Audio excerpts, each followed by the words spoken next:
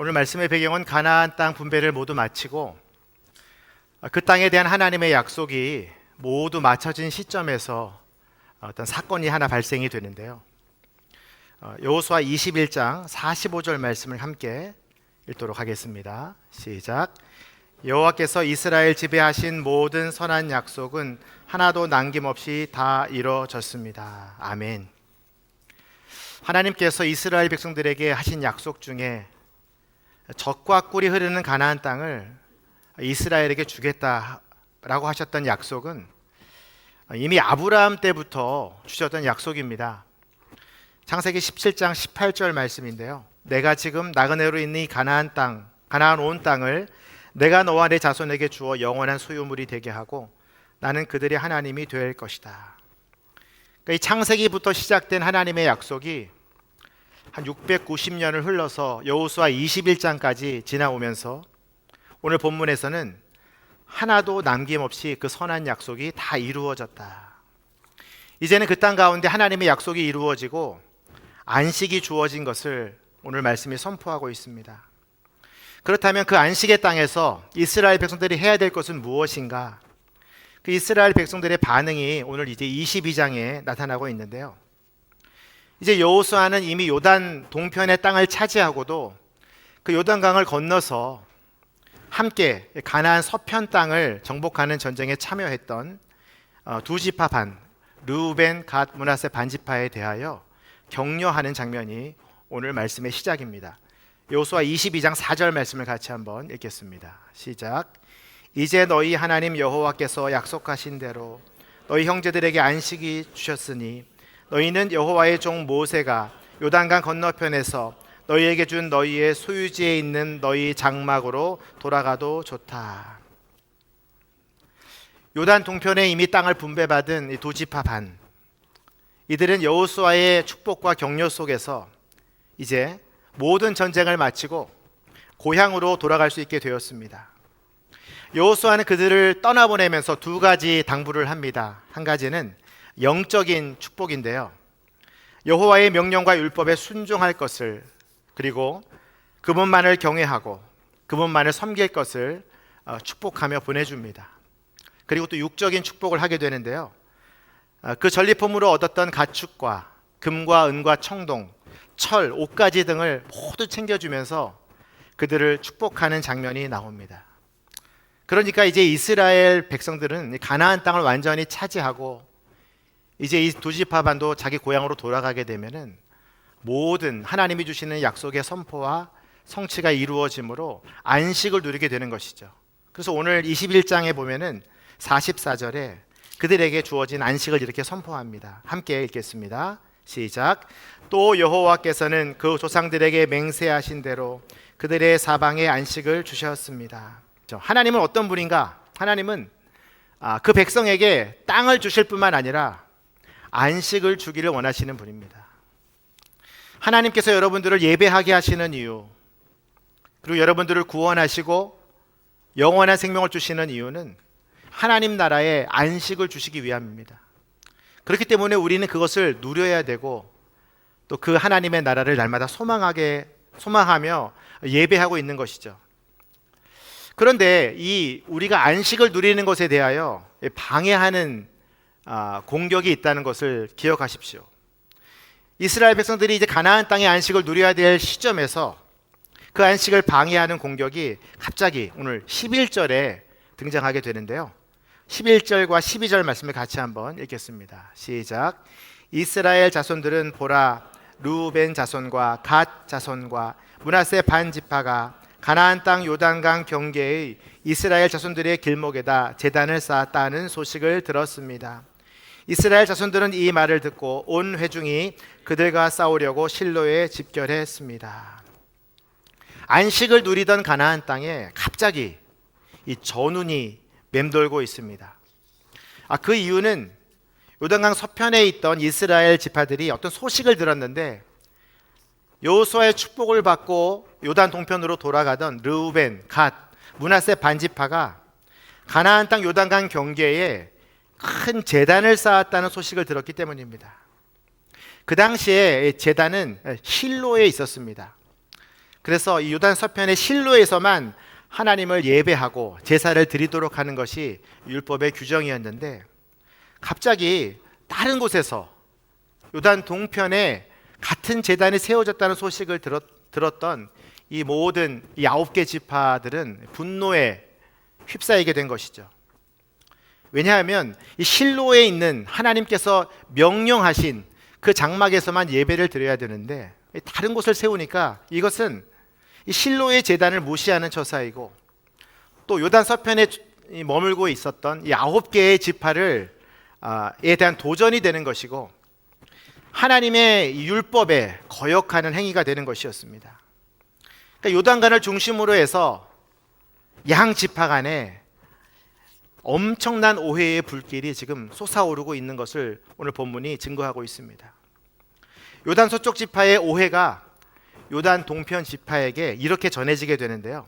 여호수아 22장 16절 말씀을 같이 한번 읽겠습니다. 시작. 여호와의 온 회중이 말한다. 너희가 어떻게 이스라엘의 하나님께 신의를 저버리다니 이게 범죄가 아니고 무엇이냐. 오늘 여호와께 등을 돌리고 너희를 위해 제단을 쌓는 것이 여호와께 거역하는 것이 아니냐.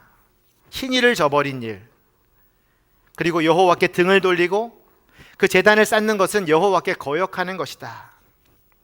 우리는 여기서 한 가지 의문을 갖게 됩니다. 왜 르우벤 갓 므낫세 반지파가 그냥 돌아가서 잘 살면 되는데 왜 가는 중에 그 요단강 경계에다가 이 큰 제단을 쌓았을까?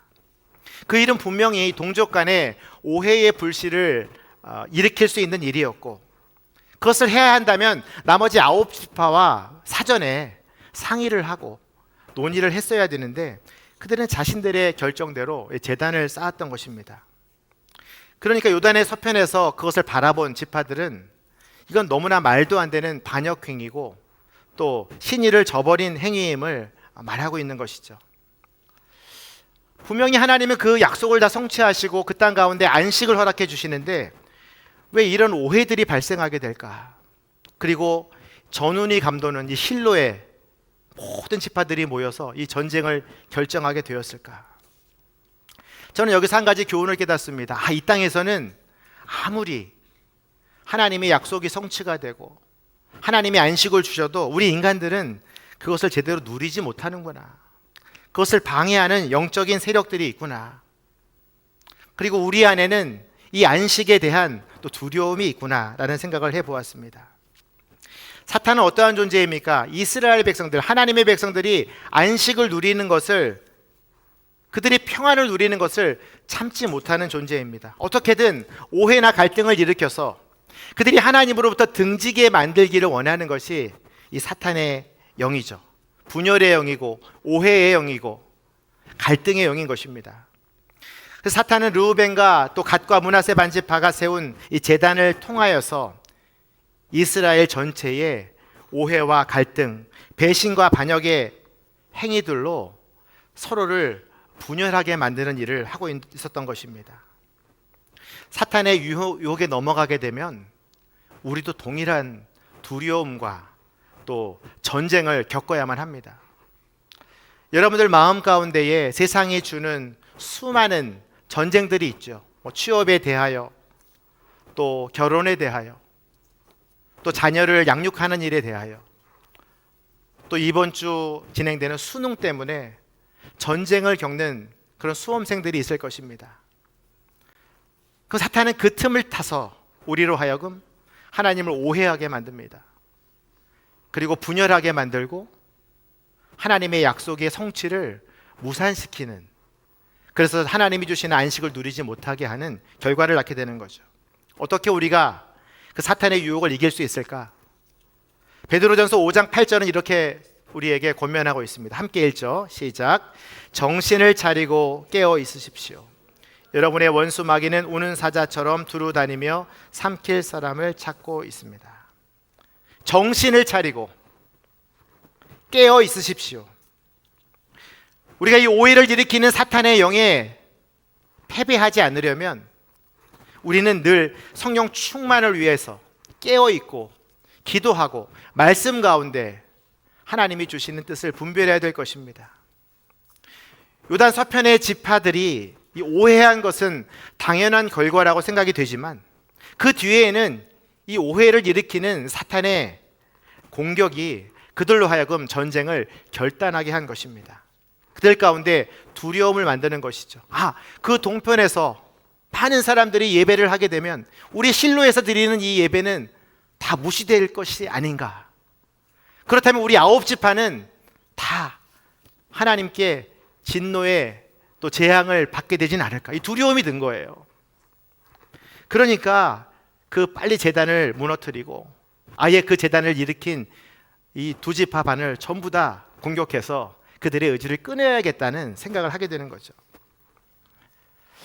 그러나 하나님께서 이 사탄의 역사에 대하여 간섭하시고 다스리는 장면이 오늘 본문에 나오는데요. 일단은 즉각적인 전쟁은 일어나지 않았습니다. 요단 서편의 지파들은 이제 9개 지파들이 각 대표자 한 명씩을 선출해서 비느하스를 대표로 해서 대표단을 보내기로 결정하게 됩니다. 그 장면이 13절 14절에 있는데요. 같이 한번 읽겠습니다. 시작.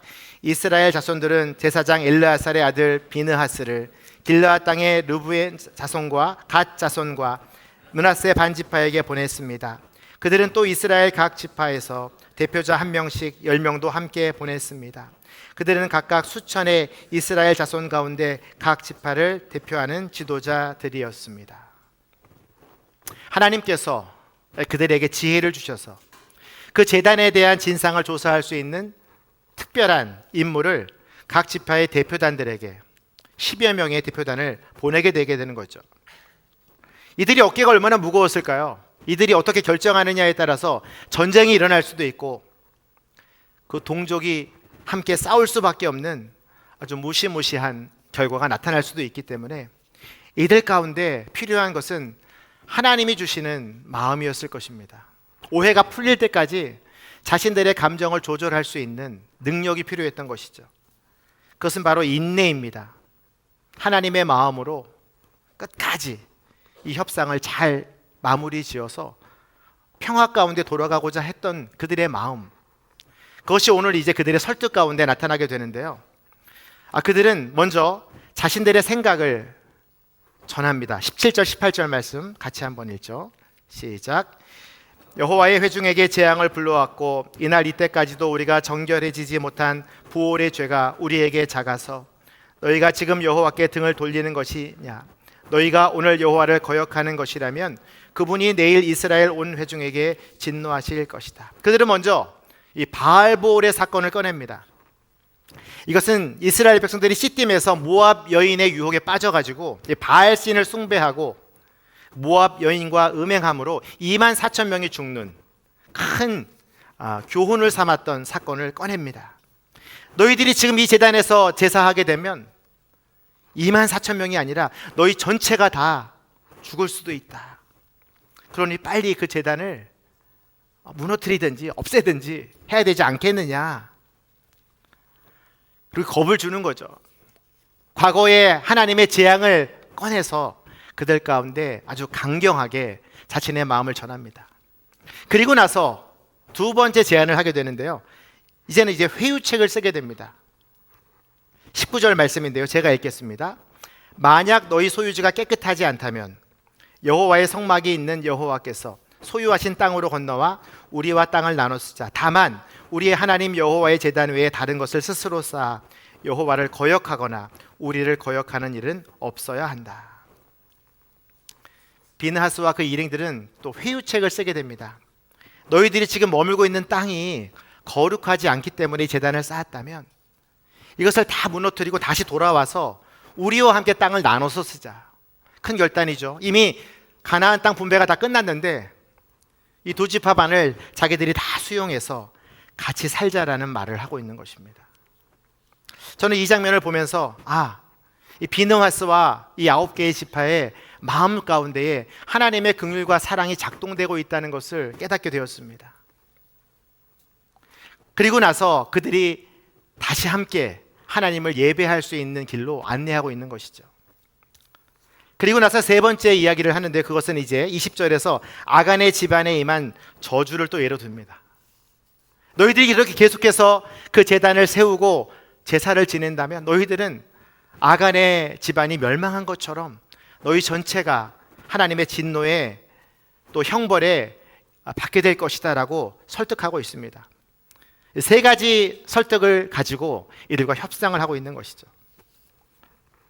자신의 형제를 품기를 원하는 간절한 심정을 가지고 여러 가지 강경과 회유를 써가며 그들에게 권면하고 있는 것입니다. 근데 중요한 것은 이들이 실수한 것이 있어요. 너희들이 왜 그 큰 제단을 쌓았는지에 대한 질문이 없다는 것입니다. 자신의 생각과 자신의 오해들만 가지고 계속해서 그들이 거기서 제사를 드릴 거라는 오해를 하고 있는 것이죠. 어떻게 그들이 그런 오판을 할 수 있었을까? 그들은 너무 과도한 하나님을 향한 충성심 때문에 이웃을 바라보지 못하고 있는 거예요. 내가 하나님께 예배하는 곳은 딱 한 곳이어야 하기 때문에 그것이 틀어지니까 그 형제의 잘못에 대하여 그 원인을 파악하거나 이해하거나 공감하려는 마음이 없게 된 것이죠. 그들이 만약에 조금 더 긍휼을 베풀고 사랑이 있는 자들이었다면 좀 더 그들에게 친절하게 물어보지 않았을까 하는 생각을 해봅니다. 이제 요단 동편의 지파들의 대답이 나오게 되는데요. 22절과 23절입니다. 같이 한번 읽겠습니다. 시작. 신 가운데 신이신 여호와, 신 가운데 신이신 여호와, 그분은 아십니다. 이스라엘도 알게 하십시오. 이 일이 여호와께 대한 반역이거나 불순종하는 것이었다면 오늘 우리는 구원하지 마십시오. 만약 우리가 여호와께 등을 돌리려 하거나 그 위에 번제나 곡식 제사나 화목제를 드리려고 제단을 쌓았다면 여호와께서 친히 추궁하실 것입니다. 이제 요단 동편 지파들이 왜 제단을 쌓았는지에 대해서 차근차근 설명하고 있습니다. 먼저 그들은 자신들을 향한 그 하나님의 사랑과 약속의 성취가 신실하게 이루어졌음을 다시 한번 찬양하고 있습니다. 신 가운데 신이신 여호와. 이것을 두 번이나 왜 외쳤을까요? 우리는 절대로 이 신 가운데 신이신 하나님을 버리지 않을 것이다. 그리고 나서 말하는 것은 무엇입니까? 그분은 아십니다. 이스라엘도 알게 하십시오. 이제 그들이 하나님 앞에 기도를 드리는 것입니다. 하나님, 제 마음을 다 아시죠. 왜 우리가 이 제단을 쌓았는지, 그리고 우리를 권면하러 온 이 9개 지파의 대표들에게도 주님이 알게 해 주십시오. 여러분, 오해를 푸는 방법은 간단합니다. 내가 당하고 있는 모든 억울함과 또 불편한 마음들을요, 하나님께 올려드리는 거예요. 나는 지금 이것 때문에 억울합니다, 하나님. 내가 하나님을 얼마나 사랑하는지 하나님 아시잖아요. 당신은 신 가운데 신이시고 약속을 신실하게 성실하시는 하나님임을 내가 알고 있습니다.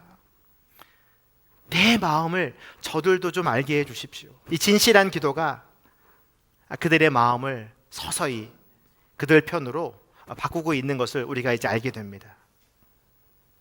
또한 자신들이 쌓은 이 제단에서는 절대로 번제나 화목제를 드리지 않겠다는 호소를 하게 되죠. 그리고 그들이 정말로 왜 제단을 쌓았는가 27절과 28절에 설명하고 있습니다. 같이 한번 읽겠습니다. 시작. 이것은 오히려 우리가 여호와 앞에서 우리의 번제와 기타의 제사와 화목제로 여호와를 섬기겠다는 우리와 당신들 사이에 그리고 다음 세대에 걸친 증거물이 되게 하려는 것입니다. 그러면 나중에 당신들 자손들이 우리 자손들에게 너희는 여호와 안에 몫이 없다라고 말하지 못할 것입니다. 그리고 그들이 행여 우리나 우리 자손들에게 그렇게 말하면 우리는 우리 조상이 쌓은 여호와의 제단 모형을 보라. 이것은 번제물이나 기타 제사를 위한 것이 아니라 우리와 너희 사이에 증거물이다라고 대답할 것입니다. 이제 그들이 왜 제단을 쌓았는지 명확하게 설명하고 있습니다. 이 제단은 하나님께 제사를 드리기 위해 쌓은 것이 아니라 이 요단 동편과 요단 서편 사이에 요단강이 흐르고 있잖아요. 이것을 연결해주는 제단이 될 것이다. 우리도 하나님을 섬기는 하나님의 백성이다. 그 상징으로 이 제단을 쌓았다는 것입니다. 요단의 동편과 서편을 연결해주는 증거물. 그리고 또 한 가지는 뭐냐면 요단의 서편에는 9지파가 살잖아요. 근데 요단 동편에는 이제 두 지파 반이니까 인원이 적을 것 아닙니까? 그럼 후손들이 태어나서 아버지 어머니 저 강 저편에는 저렇게 많은 사람들이 살고 하나님을 예배하는데 저들이 하나님을 섬기는 하나님의 선민이라고 주장하는데 우리는 무엇입니까? 그렇게 질문을 들을 때에 두려웠던 거예요.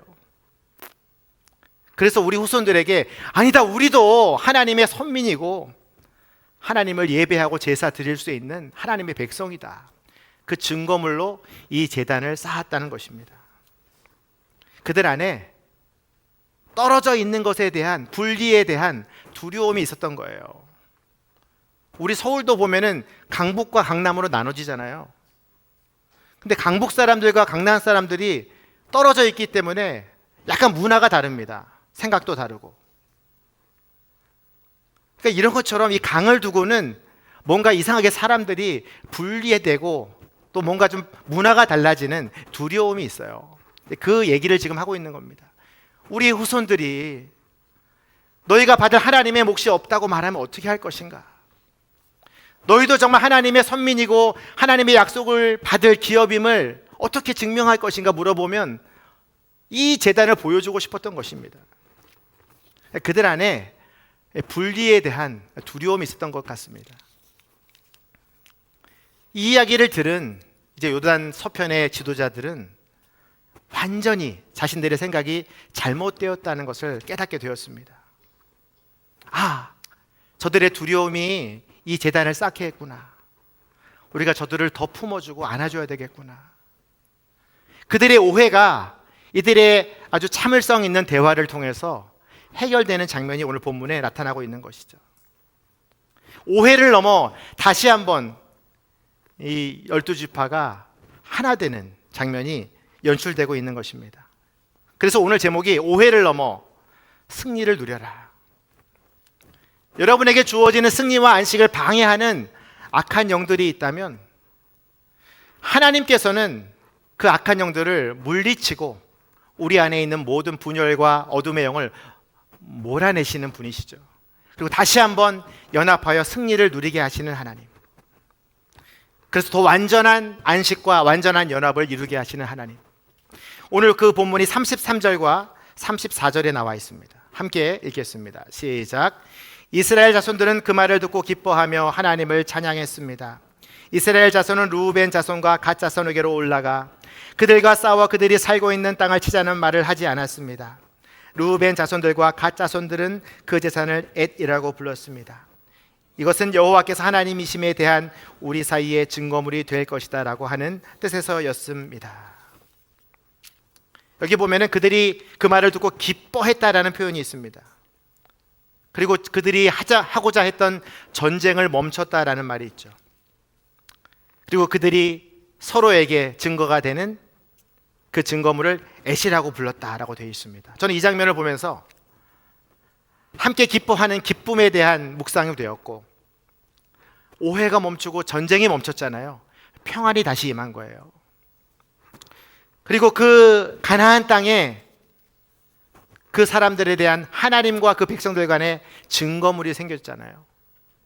하나님과 그 백성 간의 증거물, 관계가 이상이 없다는 증거물, 이것은 바로 의를 상징하는 것입니다. 이 33절과 34절에 하나님 나라의 평안과 하나님 나라의 기쁨과 하나님 나라의 의가 이루어지고 있는 것을 묵상하게 되었습니다. 시편 기자는 이 장면을 이렇게 고백하는데요. 시편 85편 10절 말씀입니다. 같이 한번 읽죠. 시작. 가볍게 여기는 마음과 진리가 만나고 의와 평화가 서로 입을 맞춥니다. 하나님께 충성스러운 일을 행하기 위하여 이 칼을 들었던 이 9개 지파는요, 이 이야기를 잘 듣고 그곳에 가서 그들을 가엾게 여기는 마음이 들었던 거예요. 그래서 이 가엾게 여기는 마음과 진리가 만나서 의와 평화가 입을 맞추는 일이 지금 일어나게 된 것이죠. 이 일에 대하여 요단 동편 지파도 자신의 감정에 휘말리지 않고 끝까지 설명을 합니다. 내가 이래서 그 자손들 때문에 교육용으로 이것을 세웠습니다. 그리고 우리가 강 때문에 흩어져 있지만 우리는 하나이라는 상징으로, 이 증거로 이것을 세웠습니다. 우리도 하나님과 증거를 맺기를 원합니다. 이런 모든 오해와 분열의 영들이 떠나가고 이들 가운데 하나님의 나라가 임하는 것. 저는 이 장면을 이 시편 기자는 긍휼과 진리가 만남으로 의와 평화가 서로 입을 맞추었다라고 노래하고 있다고 생각이 듭니다. 저는 우리의 사명이 무엇인가? 세상 속에서 분열시키고 전쟁을 일으키고 넘어지게 하는 많은 일들 속에서 우리가 그리스도의 긍휼과 사랑으로 칼을 내려놓고 그들이 서로 평화를 누리고 의를 누리게 하는 사명을 받았다고 생각합니다. 마치 하나님께서 우리와 막혀있는 담을 무너뜨리기 위하여 예수 그리스도를 이 땅에 보내신 것처럼, 이 장면은 에베소서 2장에 주님과 우리와의 관계를 설명하는 그 구절과 아주 동일한 의미가 있다고 생각합니다. 함께 에베소서 2장 13절과 14절을 읽죠. 시작. 그러나 그때는 하나님에게서 멀리 떨어져 있던 여러분이 이제는 그리스도 예수 안에서 그리스도의 피로 가까워졌습니다. 그리스도는 우리의 화평이시니 자기의 육체로 둘을 하나로 만드신 분입니다. 그분은 중간에 막힌 담, 곧 원수된 것을 헐어내셨고, 여러분 보십시오. 우리는 죄인이었습니다. 하나님으로부터 멀어져 있었어요. 마치 이 요단강을 경계로 해서 두 지파 반과 아홉 지파가 흩어져 있는 것처럼 떨어져 있었다고요. 근데 주님께서 우리를 위해 피를 흘려주십니다. 십자가의 능력으로 우리를 연합시켜 주시는 거예요. 하나님과 멀어져 있던 우리를, 죄인이었을 때 십자가를 지시고 우리를 하나님과 화목하게 하나 되게 만드시는 거죠. 그 하나님의 긍휼과 사랑이 우리에게 임할 때에 우리는 우리 안에 막혀져 있는 담들이 무너지고 하나님의 자녀로 새롭게 창조된 거예요. 그 기쁨과 감사를 가지고 우리가 이번 성탄을 맞이하는 것입니다. 이미 여러분들에게 막혀있는 담은 다 무너져 있어요. 여러분들이 그래서 지금 예배하게 된 거고, 하나님의 긍휼과 사랑 속에서 하나님이 주시는 승리와 안식을 누릴 수 있는 하나님의 자녀가 된 거예요. 언제든지 기도할 수 있고 언제든지 예배할 수 있고 어떠한 고난과 어려움이 몰려와도 우리는 이겨낼 수 있어요. 그 힘이 우리에게 주어졌다고요. 이제는 우리가 그 받은 은혜를 우리가 초대할 그 친구들에게, 또 이웃들에게, 가족들에게 전해야 될 사명이 있는 것입니다. 여러분 상상해 보십시오. 하나님 나라의 승리를 누리는 그 시상 때에 우리만 다 서 있는 거예요. 내가 너무 사랑하는 우리 어머니 아버지가 없는 거예요. 내가 너무 사랑하는 친구가 없는 거예요. 저는 이 장면을 묵상하면서 하나님께서 우리가 초대한 그 친구들의 담을 무너뜨리실 준비가 되셨다는 확신이 들었습니다. 여러분이 초대만 하면 하나님은 이 말씀대로 그들이 그때는 죄인이었지만 이제 주님의 피로 그 담을 허시고 그를 안아주시면서 하나님과 하나 되게 하시고 우리와 같이 이 하나님의 자녀로서 누리는 기도의 권세, 예배할 수 있는 능력, 어떠한 상황 속에서도 승리를 선포할 수 있는 믿음의 삶을 그들에게도 허락해 주실 줄 저는 믿습니다. 그래서 오늘 말씀을 생각하면서 이 찬양이 생각이 났어요. 주는 평화라는 찬양인데요, 고등학교 때 불렀던 찬양이에요. 사실은 주는 평화, 막힌 담을 모두 허셨네. 주는 평화, 우리의 평화, 염려 다 맡기라. 주가 돌보시니 주는 평화, 우리의 평화. 여러분 걱정하지 마세요. 그리고 초대하세요.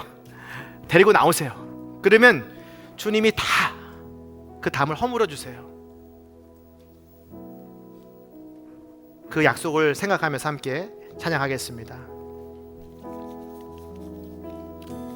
주는 평화,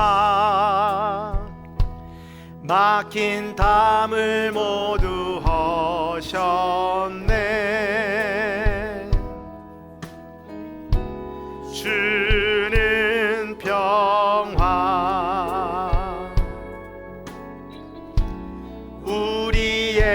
우리의 평화 주는 평화 주는 평화